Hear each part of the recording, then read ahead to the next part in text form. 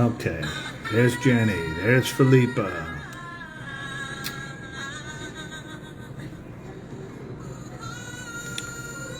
Hope she logs on.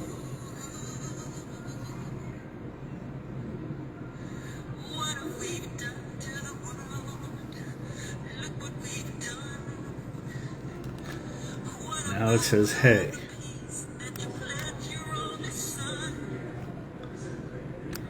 Crazy.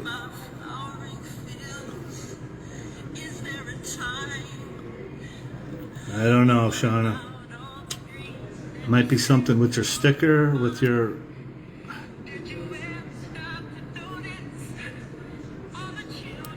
Everyone else I can ask. It just says, hey.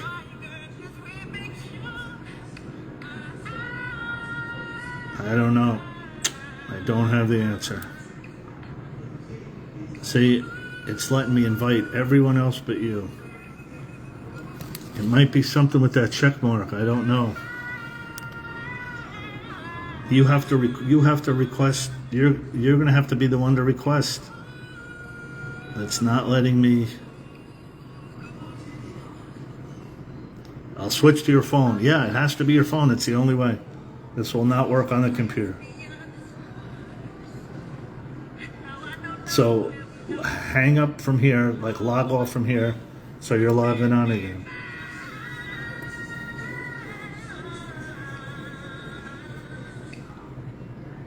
This was Shana, the female elephant at the Jacksonville Zoo.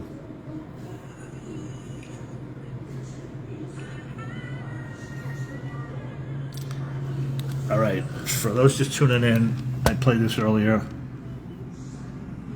This here's King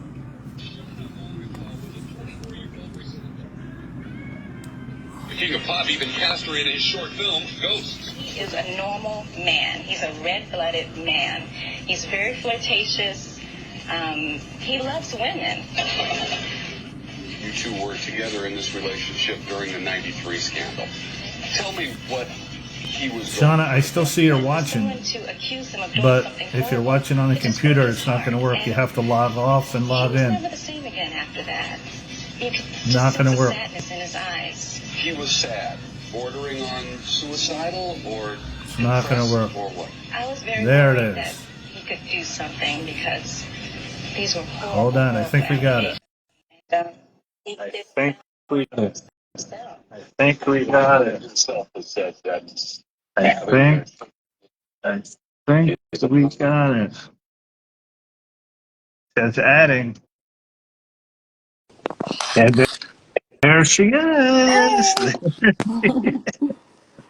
Oh, finally, so now we know it doesn't work on computer. It just which doesn't work on computer. I know we should have to hold this phone the whole time. Oh, all right. How are you? I'm good. How are you on this? All right.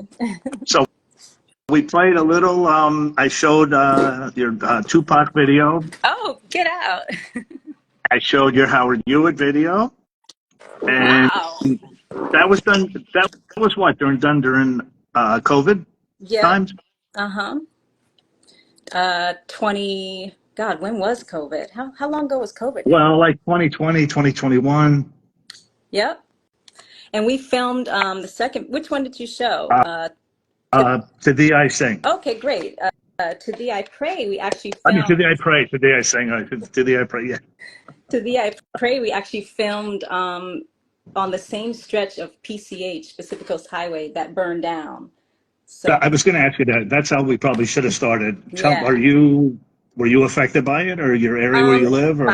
My place is fine. We're all affected by it because I'm right next door to where it happened. So the air quality is still worrisome. But other than that, I'm safe. So that's the main thing. It's just, I'm really kind of afraid to drive down PCH again to see the houses burn down. I know it's going to be emotional, and it's a strange thing. And January has been a really tough month, I think, for all of us. Yeah. I think it just opened up this week, right? I think I read something they were letting They were going to essential open people it today, actually, but then the people who live there kind of complained because they figured thered be a lot of like looters and looky-loos. So they Right. postponed the opening to a little bit later. Unless you live there, then you can dive Right. All right. Um, I don't even need notes for you, so we'll just go like let's.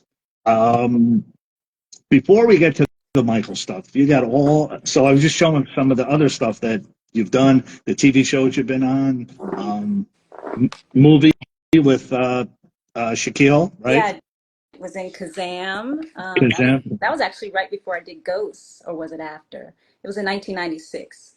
Um, probably that was right after. Yeah, Yeah, one or the other, yeah, because yeah, yeah. you film things and they don't come out for a while. So like even Ghosts, Right, people didn't know we filmed that in April of 1996 because it didn't come out until like a little while later. So right, right. yeah, and And I did Family Matters, Fresh Prince of Bel-Air. When I was working for Michael's managers, they were very nice, and they knew I was an actress, so they would let me go out on auditions. So I had right, the best of both worlds. I right, had a right, day job that right. I loved, and I was also afforded the freedom to go to auditions. So yeah, and then Michael was very supportive of my acting career, which helped. That's why he, put me in Ghosts, and we used to talk Speaking of about that. freedom, He loved it. I was going to ask. I was going to ask you if you could please give me some freedom. No, we'll say that. We'll say that. Oh We'll save that for my later. God. Yeah. For those of you who Two haven't things. read the book, I, you may not know I what just freedom kind of is. throw it out there. Uh, two things people probably don't know about you. You like yacht rock. Oh, I love yacht rock, like Yeah, Kenny see, Loggins. Yeah, that's like my favorite, actually. I would not have I, guessed that. I know. But, I'm kind of a nerd. Like people don't know that I'm a nerd. Like I love book. When I was growing up, oh, nerd. I read books all the time. I didn't go out. I never dated. I was just like reading books and watching old movies, really, and dreaming about Right, right, right. moving to LA someday. And, and the other thing we have in common, well, for a different reason, but Young and the Oh, Restless. Talk a you? little about. We have Neil, Malcolm, and Devon. I mean, come on, Yeah. that's like I'm part of the Winters clan, I guess. Somehow I'm friends with all three, or was friends with all three of them. Brighton, Devon. I met him when he was about 5, when I did a guest starring role on Family Matters, and I was let me working. show let me show Okay, something real quick. please, yeah, you're ready. Oh, hey, come on. And didn't get to meet him. And a woman named Shana started working on Family Matters. I was about 5, 6 years old. Say, after choir rehearsal. You, me, never. I think you look the same. What is this? Uh, that's for JJ Productions, his production company. I wrote a letter for him, and she was able to get it to him. He wrote a letter back. Yeah. Sonny Corinthos. Come on, man. I was asked, along with Raven Simone, to present him with an NAACP award. When I listen to the music,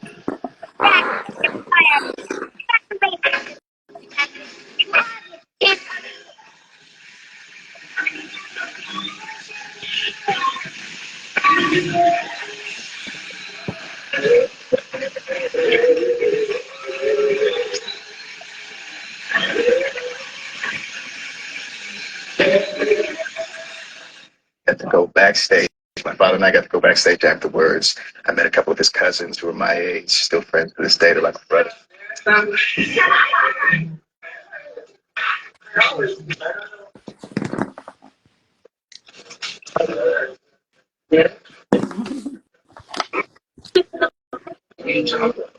Wow.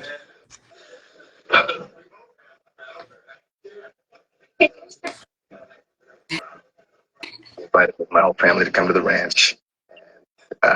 We did, and from that from that time on, he would just stay in contact with me, and I know his goal was to make sure that I was having a good time and having fun at being a child in the entertainment industry, because he didn't. Yeah, That's pretty amazing, right? I mean, you were the one that really brought them together. That's one of my favorite, other than the Grammy night. I think that's my favorite. The NAACP, the song, him, Mrs. Jackson there, the kids walking him up, like that was one of the great I was nights. there. So, I was in the audience and I was backstage. wow, Brighton, I went actually his parents. We all went together. wow, Um, and that was it was really exciting because that was Brighton's dream to meet Michael, and I was wow, happy to make that dream come true. And it wasn't that hard. I just told him because I knew that Michael, no matter what, he loved child stars. He just felt like right. he needed to protect all child stars. So I knew Michael would just love being his friend. So when I did Family Matters, I went to Brighton's dressing room and it was covered in Michael Jackson posters and just he loved Michael. And I said, oh my God, I work for Michael's manager. And so he and his parents were so excited and they just became my best friend. And I said, write Michael a letter and I'll make sure he gets it. So 5-year-old Brighton wrote, in his own writing, how much he loved Michael and how much he wanted to meet him and how it was his dream. And I got it to Michael. And the very next day, Michael called him and they Wow. were friends ever since. So, yeah. Big And Al, then, mhm. Big Al Scanlon's watching from the Neverland Ranch, and he's still. I think he met with him last year. They had dinner too. He's still in contact. Before he knew I was a Young and the Restless fan, one of the first interviews I did with him, he was talking about this young kid that came that was one of the nicest kids, and he said his name was Brighton. I think he said McClure, right? And then he became Brighton James, and or he's just Mhm. Brighton sometimes. So, like, yeah, he didn't know that I knew. I went, oh yeah, that's Devon from Young and the Restless. He goes, what? You watch Young and the? I go, yeah, of Yeah. course. Most people don't watch Lily, it. right? So Yeah. we want to talk. We want to talk about Malcolm at all, or Oh, no? Shamar, sure. Yeah. Yeah. What do you want to know? Well, no. Obviously, you got to know him, and Yeah, I actually met him right as I was about to leave Galen Morey, which was Michael's management company. So this right. was like 97 is when I met Shamar, 1997. So we've known each other for almost 30 years.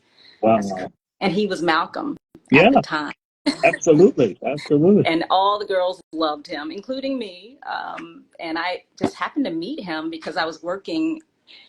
I've always been like a hard worker. So even though I was working for the management company, at night I'd work every Tuesday night at the Comedy Store for Fat Tuesdays, which was basically Black Night, hip hop Black Night, where it's like all Right. the up and coming Black comedians of the time. And at that time, it was Chris Tucker, Cedric the Oh, wow. Entertainer, Chris Rock, Martin Lawrence, the Wayans. So like every week, there were just amazing comics that I got to know and I became friends with because at that time they weren't big and famous. They were just struggling, trying to make it. And that was just such a great platform for them to be at the Comedy Store. And it helped them. And most of them really became successful in later years. Cat Williams was there every week. Uh, So it was a great experience. And I was there for a couple of years. So I would leave Galen Morey. It was all on Sunset Boulevard. So luckily it was close. And every Tuesday I'd go work there at the Comedy Store.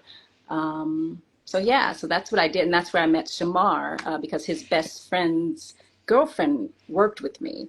And he started coming in. We met at this event. And then he came to the Comedy Store to find me because when we met, we didn't exchange numbers. I was playing a little hard uh to get. huh. Uh huh. I Uh was huh. really shy back then, even though I always You're thought he not was, the typical. You're not the typical, if there's such a thing, Hollywood girl. Like no, I still see people you as think I East am. Coast. That's the sad thing. Like that's the reputation I Right. have because, Right. envious Right. people have put that out about me, but I'm actually the opposite of that. I'm a Yeah. nerd. I'm an extreme introvert and I'm really shy. And that's actually what drew Michael to Yeah. me because I was more shy than he was, which made him feel comfortable. Yeah. And yet you don't find that a lot out here in this town. And I still have that in me. I still, I'm still an introvert. I'm not as shy, but I'm still a major introvert. I, But yeah, so I, I met Shamar, and we dated for like 6 years off and on. And we're still I friends still today. see you. I still see you as East Coast, even though I know you're a West Coast girl. But you still have East Coast. I don't want to say values, but like a vibe, say Oh, more so than thank you. you. Washington, D.C. Yeah, yeah, yeah. Where are And you you and from, you. Ron? I am from Nashville. No, I'm from Brooklyn, New York. I should have known from your accent. So we're both East Coasters. That's Right, you're both East Coast. Yeah, yeah, yeah. So just tell the story. So you answered the ad, and how you got the receptionist job. yeah. I used to go to this newsstand on Hollywood Boulevard every day just to look at because at that time there was no internet. The internet was not Right, invented yet. You right. had to actually like go to the newsstand and read newspapers or Oh my magazines. God. Right? You remember those times, I'm sure. In order to find out what jobs were open, and I was looking for a job, and so every day I'd look in the back of the Hollywood Reporter. They would have all of the entertainment jobs, and one day I saw an ad and it said music management company seeks receptionist. And I didn't know which music management company it was, but I thought, oh, it'd be cool to work for a music management company. Because at the time I was trying to be an actress and I did not want like a real job because I wanted to have the freedom to go on Right. auditions. There's that freedom again. If you're gonna keep saying freedom, all right. I'm gonna give one more time. Well, you're going to have to tell the audience I what am. I freedom know. means because some people might not have read my book. I know. That's true. One or two, maybe. Um, so yeah, so I saw that ad and I mailed my resume in, snail mail. And at that time, you just had to pray that it reached wherever you were sending it. There was no guarantee that, anyone was going to actually read it. But like, I don't know, a week later or so, I got a phone call from Galen Morey asking if I'd like to come in for an interview. So I was like, okay, yeah, sure. And I went and I found out that Michael was their biggest client. So all of a Wow. sudden I was like, I have to get this job. This is like my dream job. I want this job. But at the same time, I was apprehensive because I wanted to be an actress. When they told me that the hours were going to be 9:30 to 7 p.m. every day, I almost didn't take the job. I was like, I can't just be stuck at a desk from 9:30 a.m. to 7 p.m. every single day. It just seemed incomprehensible for me, and I knew that I probably wouldn't be able to pursue my acting career if I took this job. So it was really a tough decision, even knowing that Michael was the client. And I remember I asked my mother what I should do.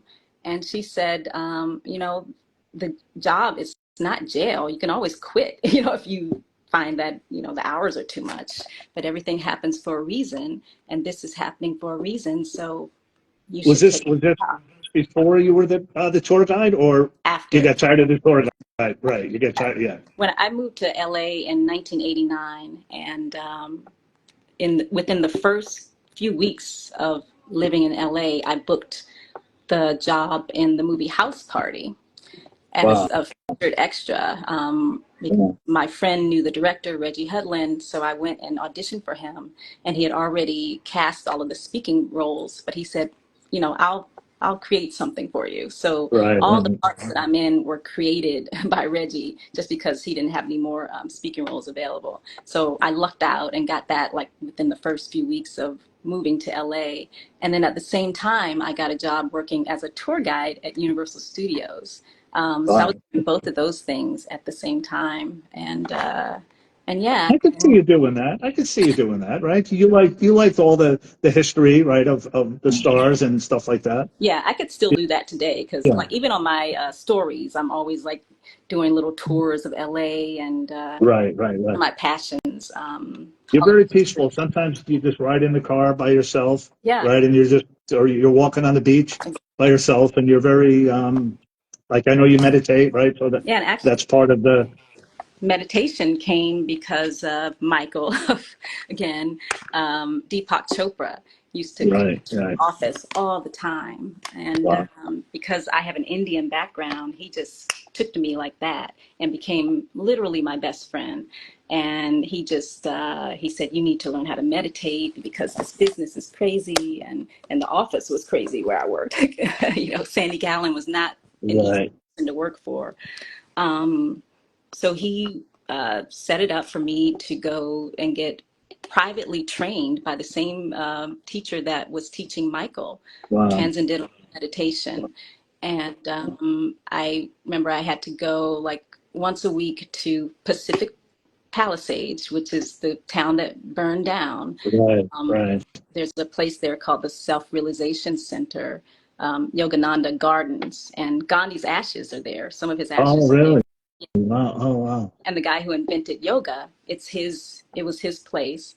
And so that's where I went and learned meditation, transcendental meditation. And it's the same place, that Michael learned as well. And it's still there. Fans, if they ever come to LA, you guys should go. Self Realization Center on Sunset. It wasn't burned down, like everything around it burned, but that Wow, didn't burn, thank God. wow, oh, But you can't wow. even get to it like right now because that street's still closed. But it'll be open hopefully soon. You're Um, you're like very calm. I've never seen you yell. I've never seen you scream. I've never seen I've you, never even said like a curse word in public. right. I want to. I want to like be able to start cursing out people because they need to be cussed out sometimes. Really? But Gee, I never would have known. Yeah. Gee, everyone's so nice. That's why I hang with the animals. I know it's I like animals better than people. I like dogs. Like I'm obsessed with dogs, even though I don't have one. But they're better than people. do you have a bubble story or was that That was after I don't think before. Bubbles was at Neverland. Yeah, there were other chimps Right, and monkeys right, and right, orangutans there when I think the first time I went was 96, I believe.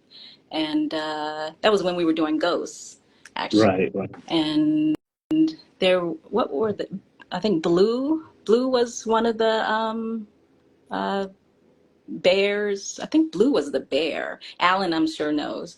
Um, Yeah, Big Allen. yeah, and the orangutan, I can't remember what her Yeah. name was. I loved her. She just gave me a hug and like started looking in my pockets for treats. Oh my God. Reach right in your pocket because I guess that's where the trainers kept their treats. So they knew Right, to right, just put their hand right in right, your right. pocket to look for treats. They're like humans. It's amazing. Um, Let's start at the beginning for those that don't know the Michael stuff. We were both at the same show at Madison Square Garden. Unfortunately, I went to a diner with my friends while you went to the Hensley Hotel and got to meet Mike. I wish I knew you back then. that's amazing. Where were you? Do you remember where you were sitting? That was Grammy weekend. I just showed all the Grammy stuff. And then there was the UNICEF. There's a UNICEF benefit concert that wasn't even tickets to the public. I had to go to a ticket broker in New Jersey. He pulled out a ticket. It was all, and then Saturday and Sunday was there. Was Yeah. that So that I remember I went to two shows, and the one that I can't remember if I went to the show that Tatiana walked, that was or it the was her last that show. was the Friday. That was the Okay, Friday. I don't. That was the benefit I one. didn't I go to don't that one. think Okay, I didn't go right. to that one. I went to the But I like didn't even know. I was in the third row, and I didn't even know what happened because there was no internet. There was no like and when you're that close to Michael, your eyes are just. I wasn't even looking at her, believe it or not, which I guess I should have been. But I, that was that show. I think it was March 3rd or March the 5th. definitely March. I think I went to the March 5th show actually. March. Okay, yeah, and then the Grammys was like the Thursday. I think it was a Thursday night was the Grammy. So Yeah, I all went to right, so two tell the shows. I story. remember that. I can't, yeah. I remember I had to go to school the next day. I Oh, had to drive because we drove from Washington, D.C., Maryland. I'm in wow. Largo, to New Wow. York, which isn't far. It's like 5 hours. But I had to be in school the next day. And I remember I was a senior in high school, 1988. Was it not coming to your area? Is that like that was the closest it was going to be? That's why No, you went to. it That's why. did eventually come on that second leg of the tour. Remember, he Oh, had right. the first leg, Yeah. and then he Yeah. kind of like revamped Yeah. the Bad Show, and Yeah. Yeah. Yeah. that was like a way better show actually when he revamped it. And so then, yeah, it came to the Capitol Center in the DC area, and I went Oh. to every show, which was like a lot. Uh, I think he may have had like 6 sold out shows or something like that, and I went to yeah. all of them. Yeah. But that was after I had met him in New York, and by that time, I had backstage passes to like every show. I can't remember. I had met someone who hooked me up with backstage passes, and Wow. yeah, that was so Girls get exciting. everything. Girls, you have no idea how hard it is, even to this day, to be a guy to be able to get stuff done. It is just. This doesn't help. Nothing helps. It's all right. So you got invited to the after party somehow that I didn't get invited to. Thank you. I wonder I wasn't why. invited. I invited myself because Oh, that's tough. I was smart enough to stay at the hotel where he was staying, which was the Yeah. Ramsey Palace, Right. and that's still there, Right. by the way. It's just called something else.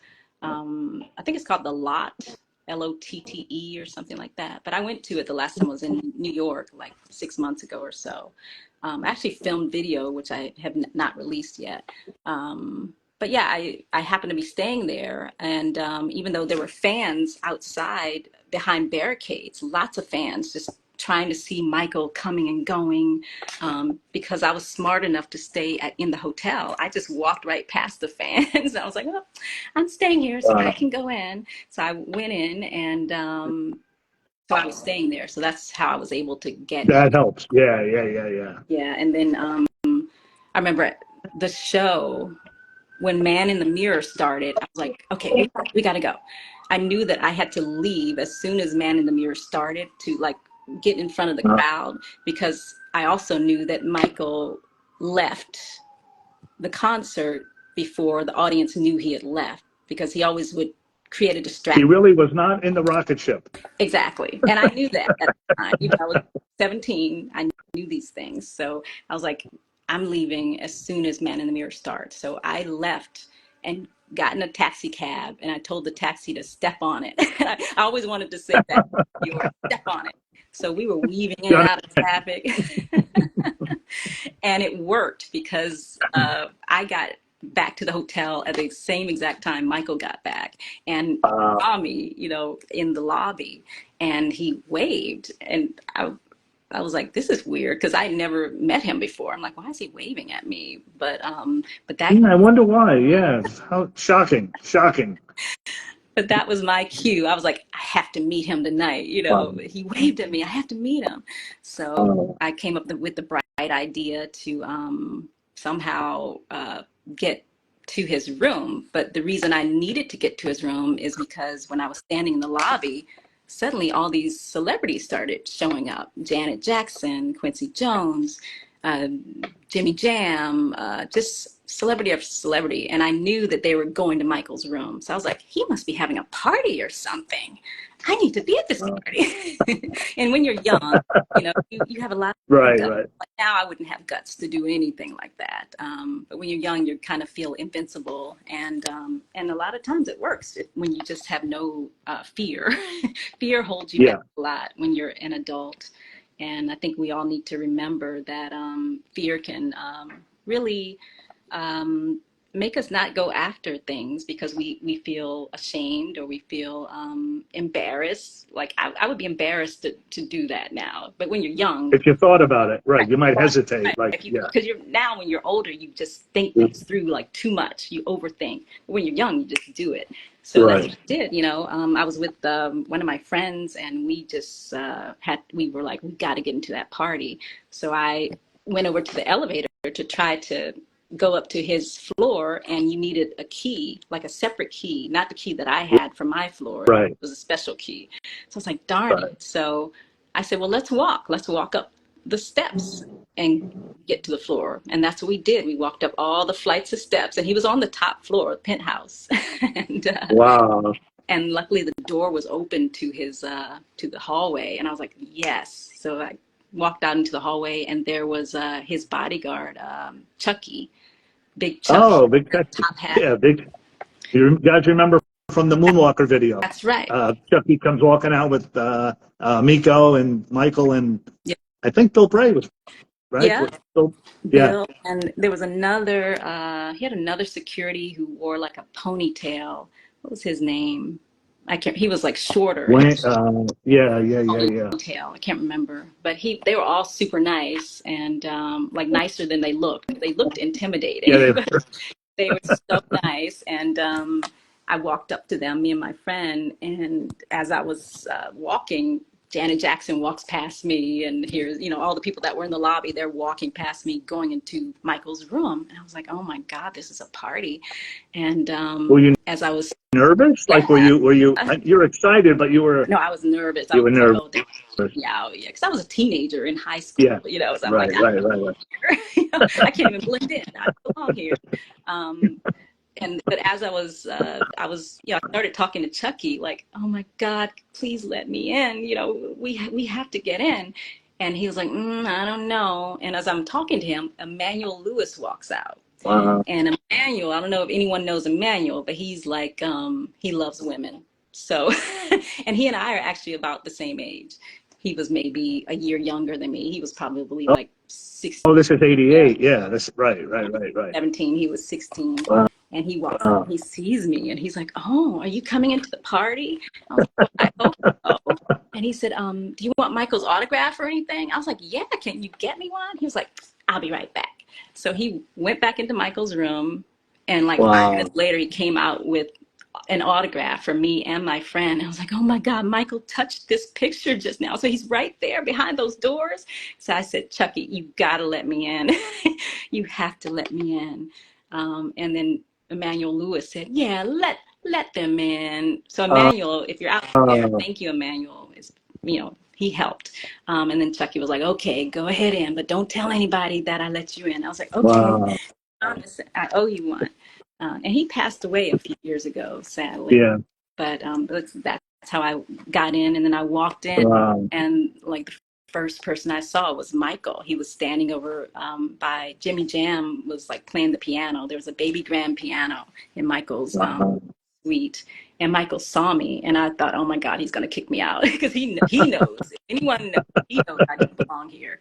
But instead of him kicking me out, he smiled and he waved at me, because he had seen me earlier. So now we were friends because he saw Right. me earlier. And I was like, who is he waving at? It can't be. Oh But my it was God. me he was waving at. Wow. And everybody, of course, in the party saw him wave at me. So that was like, I was in at that point. They were like, Wow. oh, he knows her, so she belongs here. So everyone was nice except Janet. Janet was not so nice that night. So I think she was like very protective of her brother. But yes, she was with Renee actually. So she was a little. Were you like the only civilian, for lack of a better? But Yeah, I was. Yeah, it was like, it was Quincy Jones and Jimmy Jam, Sugar Ray Leonard. It was all of like, wow. all A-listers, no fans. And actually, Sean Lennon was there, and Yoko Ono. And I remember Sean was begging Yoko to spend the night because she wouldn't let him spend the night because there were a few kids. It wasn't just Sean. It was Sean and Yeah. his sisters. And Sean was saying, please let me spend the night. And she was like, Wow. oh, no. He said, please, please. And then she was like, okay. So Yoko Ono let Sean spend the night. My God. Yeah.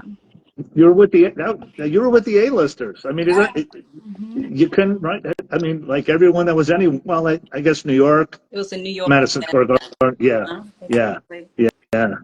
And his room like overlooked all of Manhattan, so he had like the best view. It was great. So leaving, you said, I got to get to Hollywood.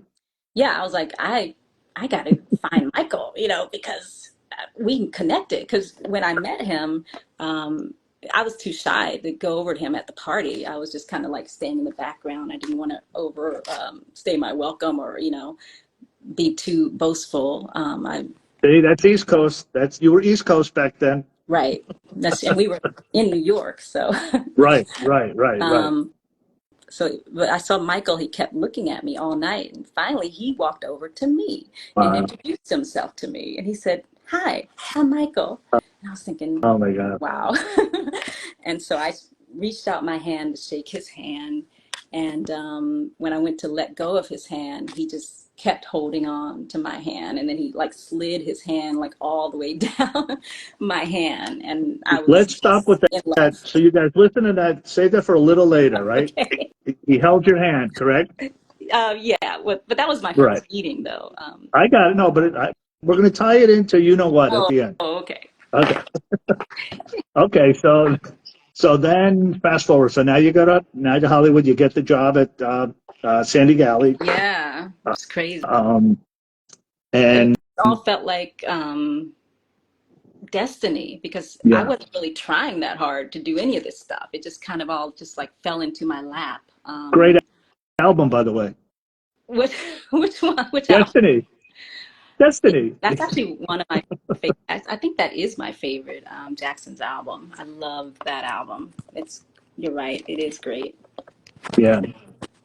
And so then you tell them how you got the first part in uh, the Adams Very, family. Yeah. yeah. By that time, Michael and I had become friends, at the office because I sat at the front desk and we were in the penthouse. So like as soon as anyone came off of the elevators, I was sitting right Wow. there. So you couldn't miss me and you couldn't walk past me without Right. seeing me. So when Michael finally, because Michael and I were talking on the phone first, and then he finally came into the office for a meeting for the first time, and that was it was like I think right before Dangerous was released, maybe like in '92, and yeah, and so we had been like friendly, talking on the phone and stuff, and Right. so yeah, and then I remember Stephen King came into the office, and I was like, oh my God, it would be so great if I could be in this short film. And next thing I know, I was getting a call. I remember I told Michael that I wanted to be in it because he had a meeting with Stephen King at our office. And next thing I know, they were calling, like telling me it was like an extras agency, the casting agency, telling me that I got the part as a townsperson. So it was so What's exciting. that? And you didn't even have to have an audition. No, How many people can say that? it helps to know people. You I, really? I must say Yeah. it's hard when you don't know anybody. And I didn't know anybody when I moved to LA. I knew no one. I don't have any family out here or friends. I really just made my own Yeah. way. Even though I was so shy. So I don't even know how I did it because I was like back then it was almost like a handicap. I was painfully shy. It was really hard. And being an actress, I don't even know why I wanted to be an actress because auditions were hard. When you're an actress, you can't be shy. When you're an actor, you can't be shy. So every time So my you're agent would call for an audition, I would dread it. I'll be like, oh no, another audition. Whereas most actors, wow. yes, I want an audition. I just never had that like hustle in me or that need to be seen. I hated taking But yet, pictures. but yet you're the first person they see when the doors open, right? The Right. receptionist is supposed to, but you got to cause your smile, right? More so than your That's true. Yeah, outgoing. that is Yeah. true. When I got the job because they said they liked my smile, Right. so Right. Right. that helps. Wow. So yeah, so we did Is This Scary? August of 1993. And everything was great. At first, I thought that this Yeah. was going to be it.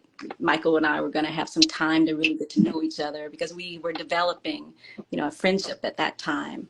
And he had dictated the lyrics to the song Right. Family Thing to me prior to us filming that. So all that had happened before we got on set. And that's when I was like, oh yeah, this is going to be fun because when And he did he had you read back some of the lyrics too, right? yeah, oh Yeah. yeah, we Yeah. spent, I don't know, probably was like an hour on the phone. He called me one day And he said, I have these lyrics, and Sony's been like on me to get them this song for the short film. And I finally have the lyrics. If I dictate these to you, could you make sure that Sony gets the lyrics? And I was like, are you sure you want me to do it? Because I was just the receptionist. I didn't know how to take dictation or type, Right, really do anything but answer the phones. And I didn't want to mess this up because Michael was their biggest client. So I'm like, I don't even want to do this. You would think I would be jumping at the chance, but I was really right, like, right. I didn't want to lose the job. So I didn't talk to Michael unless he spoke to me first. I never like went out of my way Yeah, to yeah. I wasn't aggressive at all because I was so shy. So I let him just take the lead at all times in all things. And I think he liked that. Now So he called. he could have he could have written it down and sent a fax, right? That's what I thought about. Like, Yeah. after it happened, I I was wonder like, why. Let's see. Hmm. yeah, you're right though, because Yeah. he loved faxing. Faxes were like his thing. He was always faxing things, and yeah, fax machines existed. So you're absolutely I right. think he wanted to hear you read it back, is I my think so guess. too. Just my guess. Yeah, Yeah. I would have it done the was. same thing. So, yeah. Yeah, I will say I was shocked. Because I actually asked him, I said, "Are you sure you want me to do this?" Because I wanted him to know that it was me and not Sandy Gallen's assistant. Right, They were the right, right. ones who did dictation and typing and all that stuff. And Michael said, "No, I really want you to do it, if that's okay." And I said, "Sure." And in my mind, I'm thinking, how am I going to do this with, because phones were ringing off the hook. I was just going to say that. Right. What happens to the people calling for Dolly Right. Parton? We had big, just as big as Michael stars who were always calling, like all the time. Dolly Parton, Diamond. And if the phone wasn't answered, it wouldn't be good. But Michael didn't care about that. Right. So somehow I just I was like, okay, sure. And as I was talking to Michael, the phones were just like Oh, blinking. yeah. I was like, oh my God, what am I going to do here? And so somehow I was able, like in the middle of the dictation, I was able to like flag someone down who walked past me, Oh, oh, oh. take my spot, and I was able to like go to another more private phone. So I Right, right, right. have privacy and not have to worry about the phones. So yeah, so we were on the phone for like an hour, and he was just going over the lyrics. Each line, he read them at least twice in a row, and it was just very slow. Wow. Every line was slow, I guess, so that I could write them down. He probably knew I Well, couldn't that's do true. Yeah, dictation, that's true. so he was like, let me do it real slow so she gets every word. And so Did he you was so take shorthand? I mean, did you have no. any skills of I no? have Okay. no, I still have the lyrics, and they're like perfectly written out because Michael made sure I had every word. So thank God I didn't do Oh, shorthand. He made right, sure right. every word was correct. Wow. He's a virgin, he wasn't gonna let this like be wrong. So, so he would read it over and over, and then I'd write it down, and then I'd say, okay, when I had written the whole thing line down, and Yeah. then a lot of times I'd say, okay, I'm ready. And he would just be quiet. And I'd just hear him chewing gum, like excitedly, like chewing gum.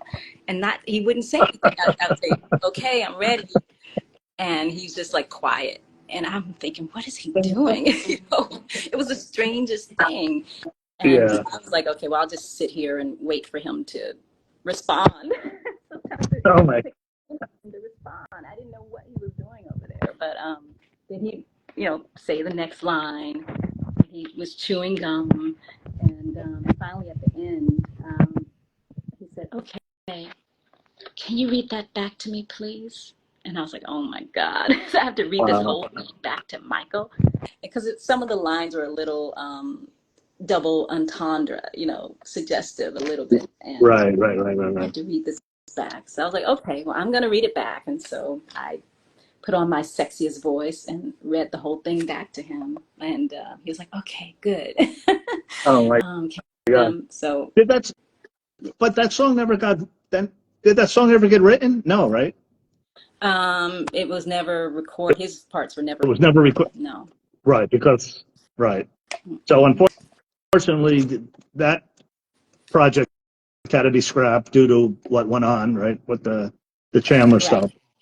Yep. We were filming, and I noticed that Michael wasn't really his happy-go-lucky self. The first day he was, and I remember I was like his best friend on the set because he didn't know anyone but me, and Right. everyone else, they were extras, and the actors were kids. No one had ever met Michael but me, and so he would come over and talk to me during breaks and stuff. And I remember the other actors were like, "How do you know him?" Because this is Michael Jackson. How would an extra know him? Right, And right, right, I right. really didn't tell anyone that I worked for his manager. Neither did he. But he was always like whispering in my ear and stuff, and it wasn't anything like earth shattering that he was saying to me in my ear. I remember one time the first time he came to the set, he came right over to me and he whispered in my ear and he said, when am I supposed to turn around? Because he wasn't there for the rehearsal, and I was. So I had to tell him like when he was supposed to turn around and say, what was his line?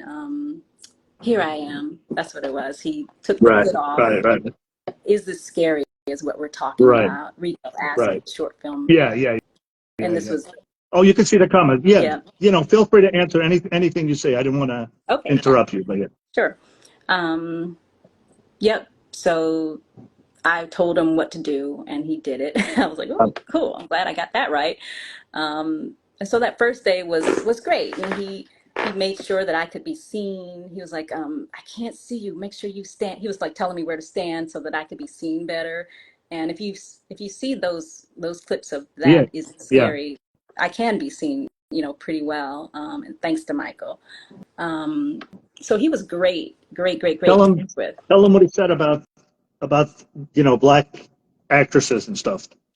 That Oh yeah, I think that was in Ghosts. yeah, He said that, he always puts like an attractive black girl in his videos because casting directors don't really know how to cast black women. There a lot of times they're not attractive. So he always made sure he had like at least one right, pretty black girl in his video. So yeah, so I guess I was that yeah, that person for him in these videos, this and Ghost. right, Um, right, but yeah, and so by like the second day, Michael had changed. He wasn't the same Michael that he had been. There was like a sadness in his eyes, and he was kind of in a daze. And I was thinking, I wonder what's wrong with him. Like this isn't. He's not himself. And then the next day, third day, like he's called in sick, and then he kept calling in sick, and like we would be waiting for him and he just wouldn't show up. And I was like, this isn't like Michael, because he was very professional and he was very excited about this short film because Stephen King was on the set. wow, The Adams Family kids, Christina Ricci and all of them, they were there. So this was a big yeah, deal. And Michael would never not do this. He was very excited about it. And for him not to show up, I knew something had to be going on. And I was almost like wishing I was back at the management office because I knew I would get the scoop as to what was happening if I was there. Ironically, being there with Michael or, on his production made me not know what was happening. It's crazy. Like you can be uh, right there with him and not really know what's going on. You have to be like in the inside yeah, to find out. yeah, I really didn't know what was happening until I got back to work like 2 weeks later, and that's when everything kind of just blew up. But we continued filming without Michael. We did all the scenes that we could do without him. We filmed all the Christina Ricci and her co-stars, the kids. They did their scenes, and we did everything we could without Michael. And then I remember he did come back. It was August, God, 17th or something like that. He came back and he was supposed to film like the dancing scene, even though he still hadn't recorded the song. wow, I remember asking him if he had recorded that song that he dictated to me. He said, no, I right. still haven't recorded it. But they did have the music, so they were going to like do the dance. Oh, I see. Yeah, And I remember he came with Brett Barnes that day, and that was the last time I saw him. He ended up leaving. He didn't do the dance sequence. The dance. Oh, wow. Yeah, he went and watched them, and then he left. And I was thinking, this is so strange. And I remember it was like nighttime. It was late that night, and then like maybe a few days later or so, on the news it broke that he was under investigation for whatever. They didn't even really say what it was at first, and Yeah, so yeah, we were all wondering what could it be. I thought maybe it was like about the animals at Neverland. It certainly was not going to be what it ended up being. right, That was right. never in any of our minds or our heads. And I was, and we were, This Is the Scary was about the Yeah. very thing that he was being accused of, which was very ironic. Art imitated life like greatly in that instance.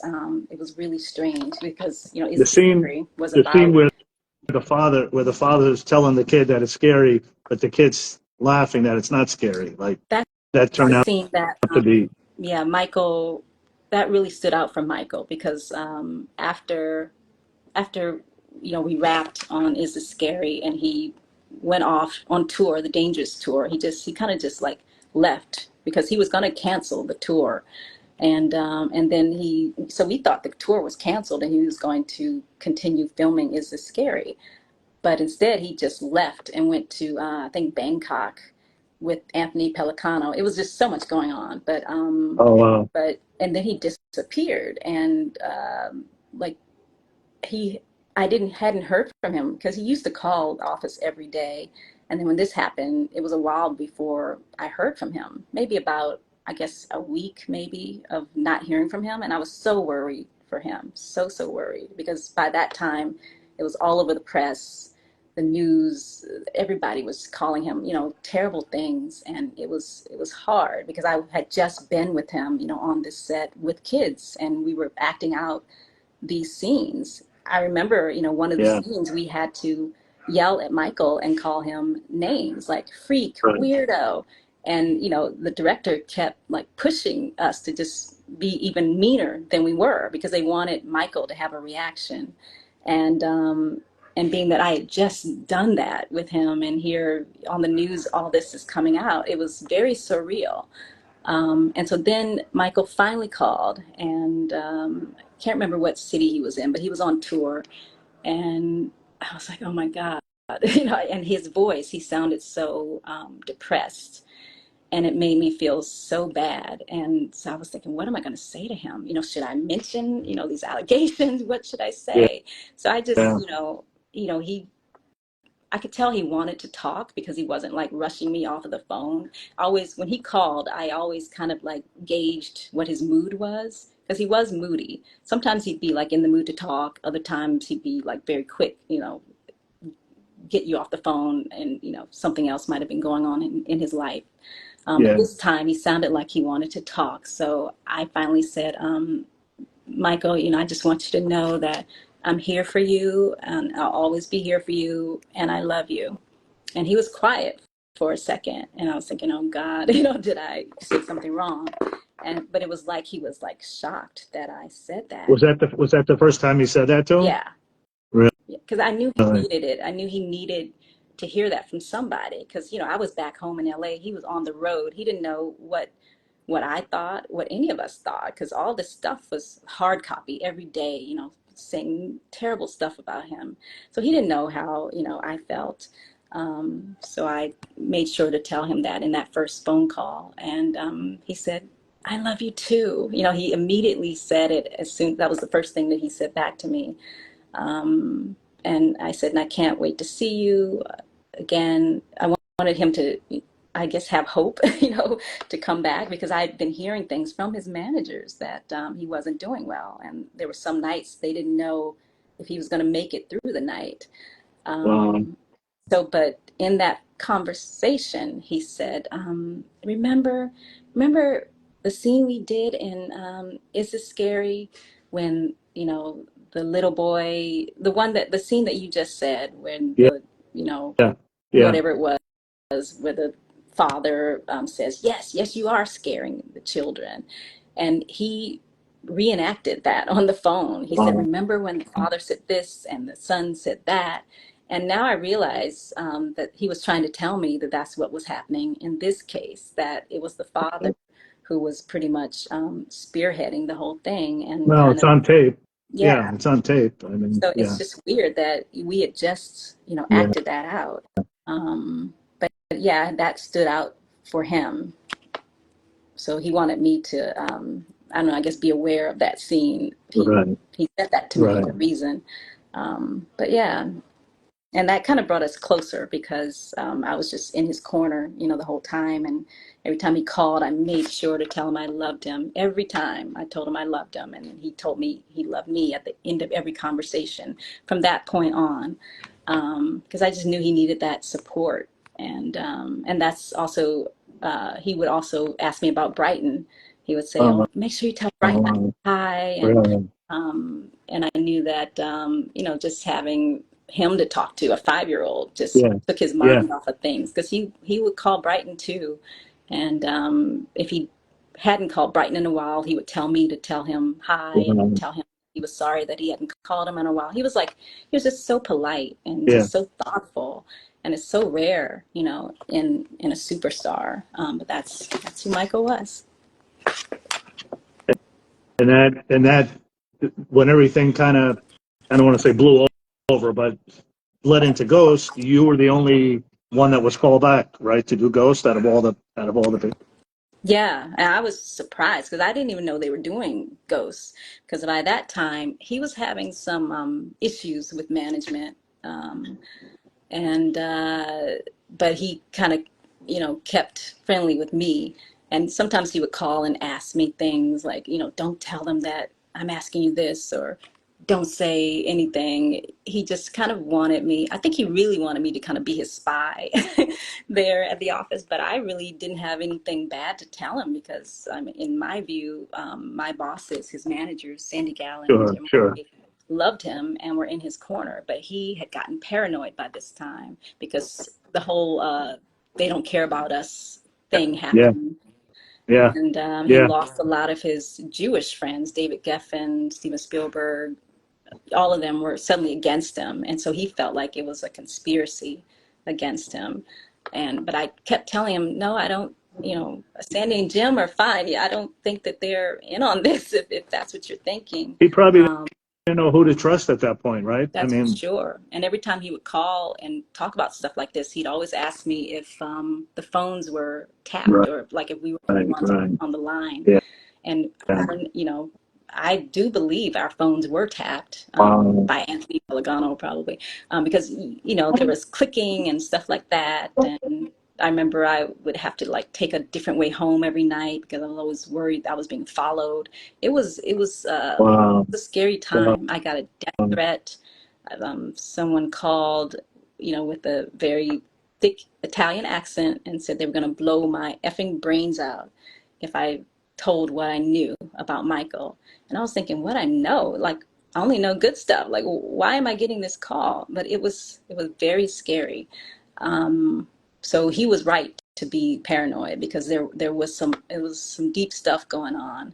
And then when he asked me to be in Ghosts, he hadn't been talking to management at all. I was the only person he was talking to in the office. Wow. So I think one of the reasons he put me in Ghosts was to kind of like get back at them because he banned everybody from the set. Like no one from my office, including his own managers, could not come to the set.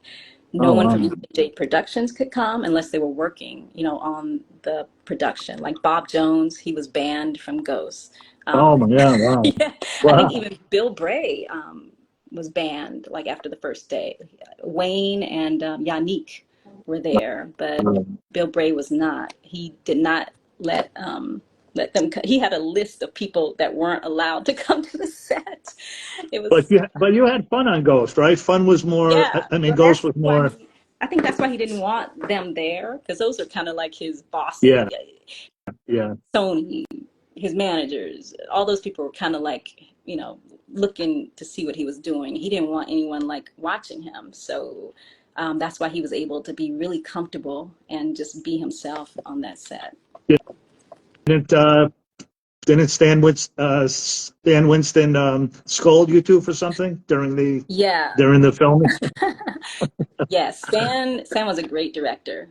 We both loved him, and but Michael liked to talk, and in between scenes, he and I would like go off to the side and just like laugh at different things. You know, I would play practical jokes on him, or he would like talk about the townspeople, not in a bad way, but Right, just right. like, that girl over there, how old do you think she is? Or, you know, stuff like that. And then we were laughing about something, and we were laughing louder than we thought we were. And because Michael had a really loud laugh. And Oh yeah, absolutely. Yeah, very distinctive. yeah. Yeah. And so we didn't even we were so enthralled in whatever we were talking about that we didn't realize they were filming, you know, filming while we were talking. And so Stan storms over and he says, "Guys, we're trying to film something here. Can you keep it down?" And so Michael and I looked at each other and busted out laughing. So Right. we just walked off to the side of the set and just continued our conversation. But yeah, that really showed, you know, how down to earth Michael was, Yeah. because he didn't like, he wasn't mad that, you know, Stan had yelled at him. He just kind of laughed it off. This this would be a good time to tell the practical joke. Shana, Freedom. will you please give me some Oh freedom? God. Yeah. So, one of the practical jokes that I played on him, and it was always Scott House Schaefer is the one who set up all these practical jokes because he knew Should we from, tell him how he got his name, oh or God, yeah. well, you don't have No, to, but well, so Scott House Schaefer, his name was House. I didn't even know his name was Scott at the time. We all called him House. And so one time, me, Michael, and House were just standing around talking, you know, again in between takes. And I said, "Why is his name House?" I said to Michael. And then House looked at me, and then Michael looked at me and said, "You really want to know?" I said, "Yeah." He said, "I don't know." And he said, "Ask House why his name is House." And he said, "But when you ask him, make sure he asks you right here." And Michael pinched my nose for House to ask me so I right, could smell right. when he was asking me. And so House told me the story with Michael standing there laughing. He said that you know, when he first met Michael, which was on the set of Black or White, you know, his teeth were just messed up and, you know, not straight and just a mess. His teeth were, and because of that, his breath smelled bad. And he said that Michael had told him that his breath smelled like an outhouse. And so from that moment forward, his name was House. But And I said, "Oh, Michael, that's tell so him what Michael sweet." did for him. Huh? But tell him what Michael did for him Yeah, for his so teeth. he couldn't be mad, you know, that Michael was calling him House, because Michael then went and paid lots of money. I think it was like $17,000, something like extraordinary, an exorbitant amount to get his teeth fixed. So now his teeth are all straight still to this day because of Michael. So yeah, so Michael could give it to you, but he also was very kind and thoughtful and made sure that, you know, he wasn't being too harsh, and Yeah, he made sure that yeah, yeah. he fixed things. So yeah, he was so generous, but So, also a practical joker and right, just right. love. He's But the one that he could told you to do the freedom story. oh yeah, the freedom. And that's the thing with Michael. He could do practical jokes on people, but when people did them on him, he didn't like it, Oh, wow. which made it more funny. So one time, I remember Michael was in his mayor's um, costume, and he was doing a scene, and I wasn't in this scene. I think it was with the dancers, maybe. And I was like standing off to the side, and House walks over to me. He says, "Let's do a practical joke on Michael." I was like, "Okay." He said, "Walk over to Michael. Just go right over into the middle of the scene when, you know, when there's a break, and say, Michael, will you please give me some freedom?" And I said, "What?" He said, "Trust me. Just say, please give me some freedom." I said, "Are you sure?" And I looked at Wayne Nagin, who was, Michael's main bodyguard, because I didn't want to like overstep my bounds and Right. have Wayne be like, "No, don't walk over to Michael," because I was still like very, trying to be respectful of his space and the fact that he's the star of the video. Usually, stars don't want you to even like interact with them. Yeah. Yeah. Yeah. Michael. But they were like encouraging me to interact with him, which was really surprising. And so Wayne was like, "Yeah, do it." I was like, "Okay." So I walked over to Michael and I tapped him on the shoulder and I whispered in his ear, "Michael, can you please give me some freedom?" And he said, "What?" And for a minute, I was scared. I was like, "Oh God," because he didn't react like I thought he would. I thought he would laugh, but he was like, "What did you say?" And I said, "Will you please give me some freedom?" And he said, "House put you up to this, didn't he?" And I said, "Yeah." And he said, "Do you know what freedom means?" I said, "No." He said, "Do you want me to tell you what it means?" I said, "Please." He said, "I don't know." I said, "Michael, you got to tell me what it means." He said, "I don't know if I should." I said, "Michael, you have to tell me." He said, "Okay, come with me." So he grabbed my hand and we walked hand in hand off of the set to like a far corner where no one else was. And I was like, "Oh my God, I wonder what freedom means. Like, is it this top secret?" I can't wait to hear what this is. And so he said, "Okay, you really want to know?" I said, "Yes, I want to know." He said, "Okay, freedom means to pass gas." And I said, "Oh my God." And he said, "Aren't you sorry that that house made you say that now?" I said, "Yes, I am." So yeah. Uh, yeah. So that. And that's the kind of humor that he had. Like he loved Benny Yeah. Hill.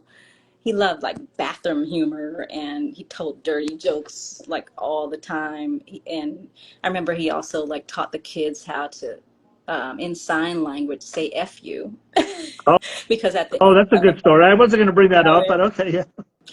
They don't care about us. He does those like sign language with the Right. hands. And Right. I remember Right. we Right. were all like wondering, even at the management office, we were wondering what it meant. I remember we put it in slow motion, trying to figure out like what was he saying. And then we were on the set, and he was like, he told the story. He said, "I did this video. They don't care about us, and I did the sign language, and it meant F you." And Wow.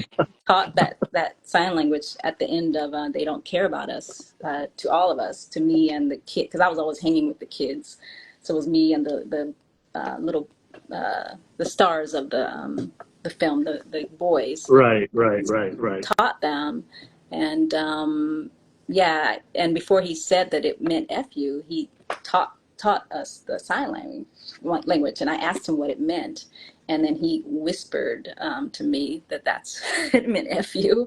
I was like, "Oh, Right. Right. don't tell anybody."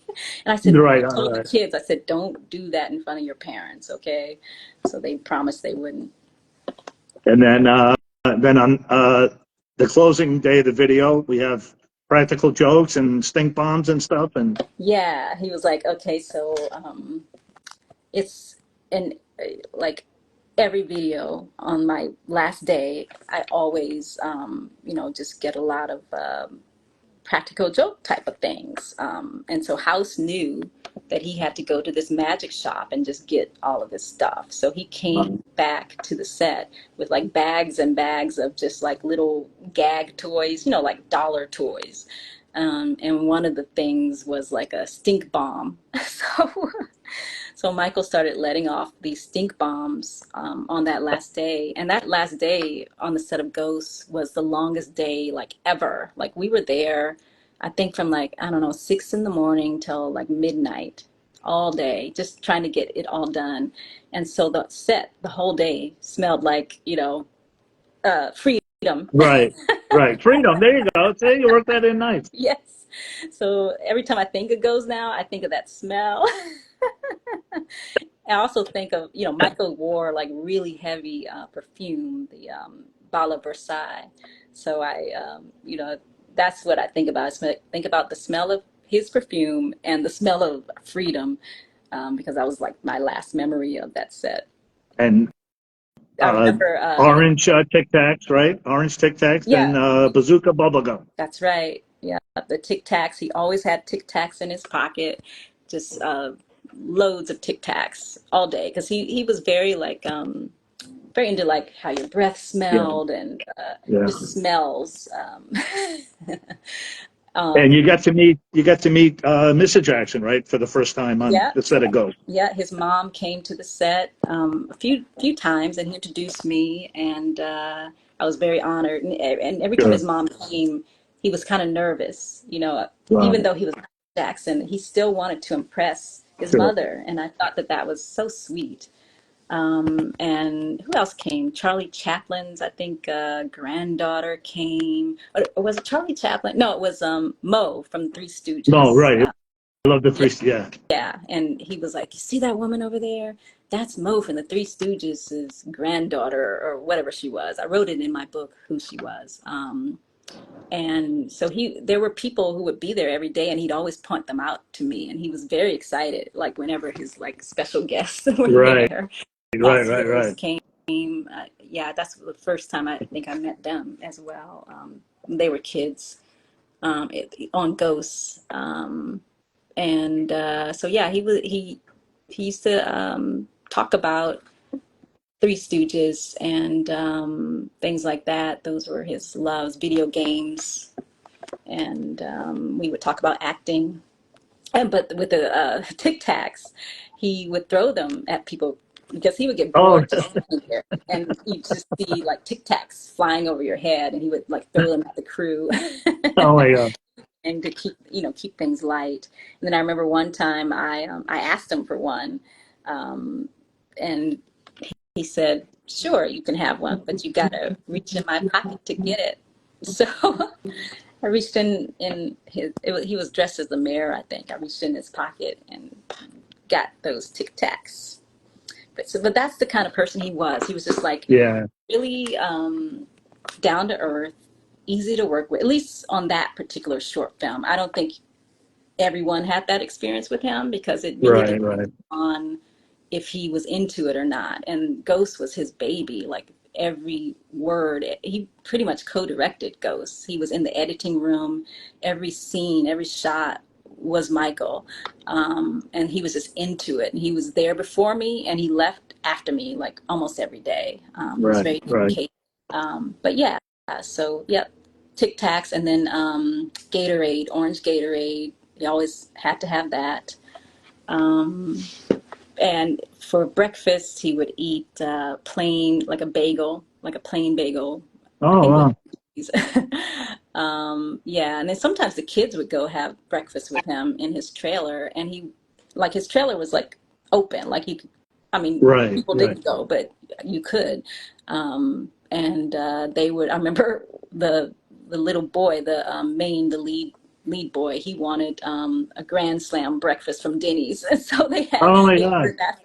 Yeah, they ordered that for him and had that in Michael's trailer, waiting for him that morning. But every morning, because we would get there like six in the morning, very early, and every morning Wow. Michael always would like make a beeline to me to say good morning, just to Uh, say good morning. And it's those little things that I yeah. remember about him that get Sure. lost now, with all the bad things that are said about him. Yeah. It's Yeah. The the little media things that I doesn't. The remember. media doesn't share these No, stories. Right. and people don't allow me to, Right. because, I for some know. reason, when my book came out, I was just like attacked for telling the truth, for telling these kind of stories. I mean, these are good stories, and that's really You why I wrote wanna the book, you so that want me to people would fast know. forward to the book, or we want to do the post ghost pre? Whatever you want. Uh, Yeah. all right. Well, no. I mean, as far as the allegations, I played the stuff earlier in Hmm. 2003. You were.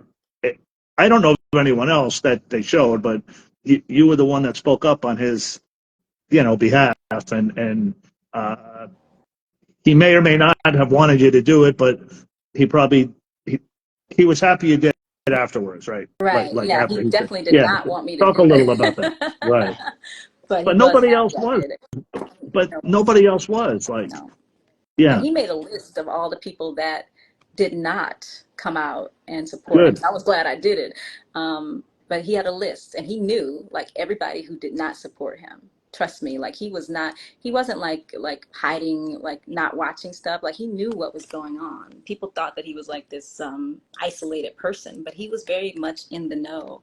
Um, You would you had done a long interview, right? And they kind of clipped it to 2 minutes, 3 minutes. Entertainment Like, Tonight. yeah, yeah. Oh yeah, it was about an hour. We did about an hour. Wow. Yeah. I'm nervous because I knew he wouldn't want me to, and I hadn't talked to him. Well, no, I had seen him at Neverland. That's not true. But I wasn't working with him. I wasn't part of management at that time, so it wasn't like his managers put me up to it or Right. anything. Right. No, I just seen him at Neverland like a few weeks before that stuff happened, and I just really felt bad. And I just knew I had to do something because people did not know these stories that I'm telling. Back then, they certainly didn't know. And Right. the And Michael if that they I knew if they got did, they didn't want us to know. no. They didn't want us, like, we only knew what was on television that night. There was no Twitter. There was no, you know, Yeah, there was nowhere for me to even share these kind of stories. exactly. Yeah. And at the time, and after I did Ghosts, I kind of like detached myself from the whole Michael thing. I wasn't really like, into like what he was doing day to day anymore. After he left our management company, I just, for my my mental health, I had to kind of like detach myself a bit. So Sure. I wasn't really like even that much like involved with him until I saw him at Neverland, and then this stuff happened, and I just thought I have to do something because I know who Michael is, and the Michael that they're portraying on TV and in the press, that's not who he really is. And you got to know Joseph a little bit right at the end, kind of. Talk a little Yeah, about him. He was kind of a practical Joe. See, he we don't was. hear stuff like that. No, and Right. that's the thing. Like you hear about Joe Jackson being this terrible, evil guy, but that's Right. not the Joe that I knew. He and Michael actually were a lot alike. They had like similar personalities.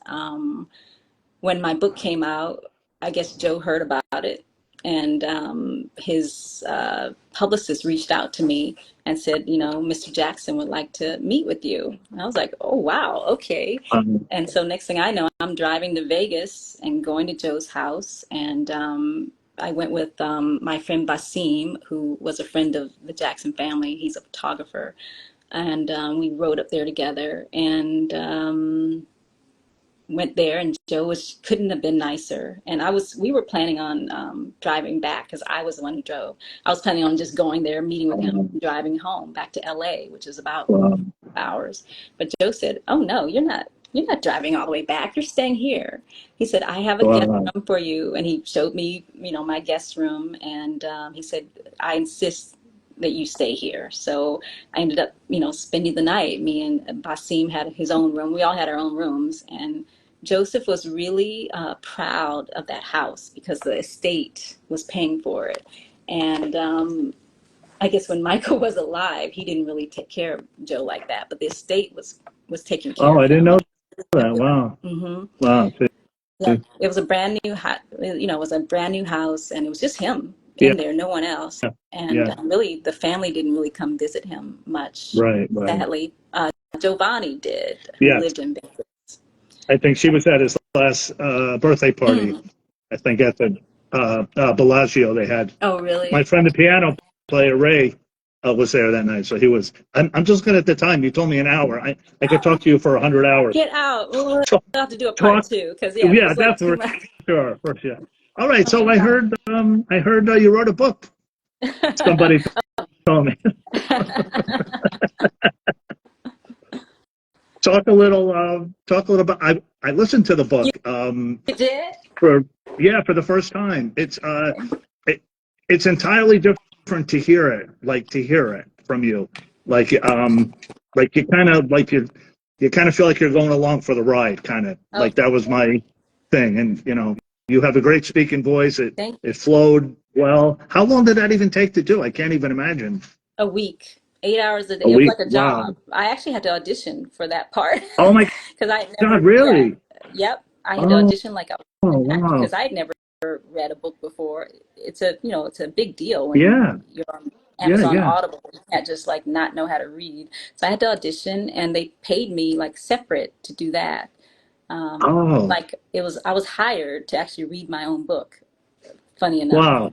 That's good. Well, before we forget, we wanted to mention it's on Spotify, right? If you wanted the Yes, audio. Yeah. Michael and Me, the audiobook is now on Spotify. So if you have Spotify Premium, you can go right now and listen to it for free. You don't have to pay any extra. You can just go right now and listen to it on I Spotify. think you could do it once or twice, or there's a certain amount of hours because I tried to listen again and it said, yeah, you have used up all your hours or something Oh, for I didn't something. know I, that. Wow, yeah, that's I was interesting. in I drove from Nashville to Florida, so I was listening to it the whole time. And then when I got here and tried to do it again, so I think you get it once or twice, you can do it. But if Okay. people want to order it, it's still on Amazon. It is still on Amazon Audible and Amazon, the actual cover book, hardcover copy, whatever you call it. But yeah, it's on And Amazon. yeah, pretty much it goes through. Yeah, I mean it goes through 1988, 87, I guess, Yeah, it starts until with me meeting him right. in New York at that Hemsley Palace, that wonderful time I first met him, and it ends in 2009 because I kept in contact with him all the way until the end. So it's a roller coaster of emotions. And talk, you met It's quite a uh, Reby, right? yeah. In 2003, at Neverland, after the allegations hit, actually, I was, me and Taj, people don't know this, but me and Taj Jackson and TJ, we worked together on Welcome Home Michael at Neverland, which was this event, Wow, first event after the allegations. And remember when he had gotten arrested and all that stuff, we did an event to just kind of show our support and nice. show that people were still supporting him. And Taj and I like called celebrities, and Taj gave me like a list of names of people that he thought that his uncle Michael would want there. And I remember calling like Brooke Shields people and Naomi Campbell's people. So yeah, so that event, and at that event, Rebe walked over to me and gave me a hug, and she said, "Oh my God, I've been wanting to meet you. We all saw you on Entertainment Tonight, and you're even more beautiful in person. We've heard so much about you, and thank you so much for being there for my brother." And tears came to my eyes. And Mrs. I was going to say Jackson was that had to there. make you feel, yeah. Yeah, his mom was like standing next to her, and that just made me feel so good. Just to feel welcomed and appreciated, because you don't really know, how people feel about you. No one had really told me, especially after doing the interview. I didn't know, how people had reacted or his family had reacted, but to know that they appreciated it, I'll always love Rebe for that. And I ran into Rebe at Tito's funeral I actually, was and just going I thanked to him mention again. that. I didn't know if I know you're not supposed to talk about it, so No, we I'll didn't just sign say it. You an were, NDA or anything. It was a okay. funeral. All right, go ahead. You can say what, yeah. No, but I ran into Rebe at the repast, which was at Havenhurst. And actually, as I walked in, the first person that greeted me, ironically, was Janet. Wow, Person who was kind of mean. When I first met Michael in wow. '88. Fast forward, everything comes full I was just circle in going to, yeah. 2024. And she was nice, really welcoming and just a sweetheart. And she was the first person I saw. And then I walked in, and the next person I saw was Mrs. Jackson and Rebe. They were all sitting at the same table, and Rebe walked over to me again. And Wow. yeah, and I thanked her. I said, what you told me at Neverland in 2003, it really touched my heart. And I just wanted to tell you that. And she was just as sweet as she had been then. The whole Marlon was just wonderful. He came over to me and gave me a hug. I mean, everybody, the fan. I just want everyone to know that Jackson fan, It even says a lot, Taj I and know. TJ. I love all of them. They're just so nice, and you don't find that in Hollywood. It's very rare. So yeah, and it's sad that the family, there's so much always going on and around them, and they don't deserve Yeah. it because they're just such nice people. All right. I don't want to keep, I mean, I don't want to keep you, but if you want to take a couple questions from the people, Okay. anybody? I mean, we really You scratched probably the answered. surface. I know. You could do a part 6 with you, but yeah. Yeah. Can you see because I'm not seeing the questions. Can you see them on yours? No, maybe no one's asking any questions. No. The last thing I see is I see Carol Michaeling is watching. Is that what you see? I don't even see that. I don't see. Oh, there's something when we do a split screen, I Oh, lose thanks, the ability. Alan. I did see Alan said he just ordered 2 copies. Thank you, Alan. Big Al. Big That's Al. Big Al from Neverland. Yeah. Yeah. Thank you. All I'm right. sure I've met him. I just can't remember. Anything you want to say? Anything we didn't? I mean, there's a lot we didn't cover, I but know. Yeah. I can't think are of you anything. watching the Grammys tonight? I'm not watching. They're very boring these days. And the last I went when Michael appeared on the Grammys and American Music Awards, I went to all those shows. So I'm used to that How do kind of you get excitement. in and I can't get in? How do you? Well, I was because you working know for his everybody. managers back then. Yeah. So That, I had the hook. That was like literally the best job ever, like dream job central.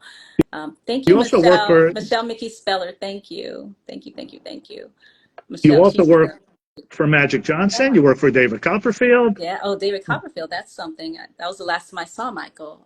Right. It was New Year's Eve, and it was turning into 2007. And I was Yeah. working for David Copperfield, and Michael is a huge Magic fan. And I had first met David when he was working with Michael on the Dangers tour. So everything always comes back full circle. It And I started probably, with Siegfried and Roy. Michael was big with the Mirage. I used to go there all the time with Michael used to go watch the rehearsals and he loved magic, as you know. And yep. yeah. Go ahead, I'm sorry. So I love magic too. I guess that's why I always liked Michael because we kind of had a lot in common. When I was a child, I used to tape David Copperfield specials and just watch them over and over again. So to Wow. be able to work for him was another dream come true. And that also meant that I got to find out how he did all of his tricks. So Oh, we won't ask. We won't ask. thank you. Um, but yeah, when I got that job, that was right at the same time that Michael moved back to America from like wherever he was. Oops, not Dubai. That was Bahrain. Bahrain. Yep.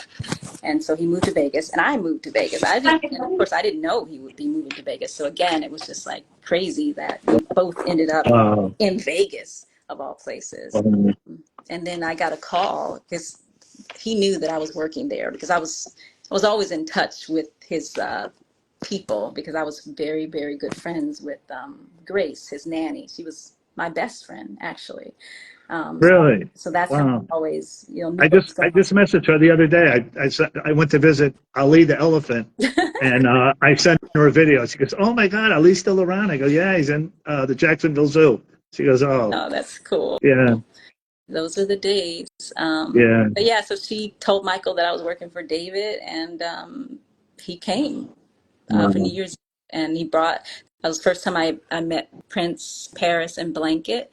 He introduced me to all 3 of them, and Omar, actually Omar Bati. That was the first time I met Omar. He introduced me to Omar, and that's how wow, we're friends yeah, because Michael introduced us that that time. And that was like the last time I really had a chance to spend some time with him. So yeah, David Copperfield, but he was very excited and to see the magic show, and he was asking me if like certain tricks were going to be in there. I said, well, you have to watch. I'm not going to spoil it for you. right, of And course, then after the show was over, we all went backstage, and Prince, I remember, was like trying to like explain how he did one trick. He's so like scientific. He's very smart. Even at that age, he was very, very smart and very analytical. And had like this whole like thing about how he did the trick. And of course, that wasn't how he did the trick because tricks are really simple. right, That's the thing about right, right. magic tricks. They're simple. And Michael was just like laughing because Prince really thought he knew how it was done. But and Paris was just like the best. She was just so. I remember just being stunned by her eyes. Her eyes were just so beautiful, and she was so outgoing and friendly. The kids, all 3 of them, were just well. Blanket was very, very quiet. Like didn't say one word. Right, right, right. And he would not speak unless he got like permission from Michael. They were all so well trained just like home trained and just polite. Michael really taught them well. So yeah, so I'm glad I was able to see him as a father, which was interesting. I was like, I can't believe he's a father. That he's a father. Right, right, Because I remember him as being this, practical joker kid, right, right. and here he's a father. It was really interesting to see. And he had changed. He seemed more mature. Um, but yeah, that was the last time I saw him. And that same week, I saw Prince because Prince was doing a residency at the The Rio that Rio, Rio, month. yeah. I used to go watch. I always wish Michael would have, I mean, he wanted big, like Prince was called the round, like the stage would revolve, Yeah, and yeah. he would just sit there. He didn't have to fly through cherry pickers, but I mean, Right. Michael never would have. I I think know. we would have like it was.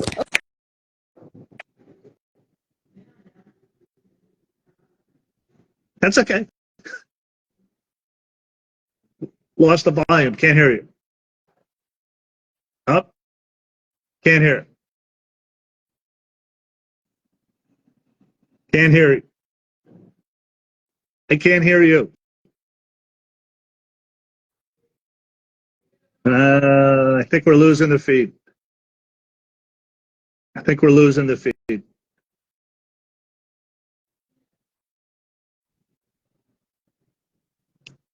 Can't hear. Can't hear. Can you hear me? Can you hear me? I can't hear you. No volume.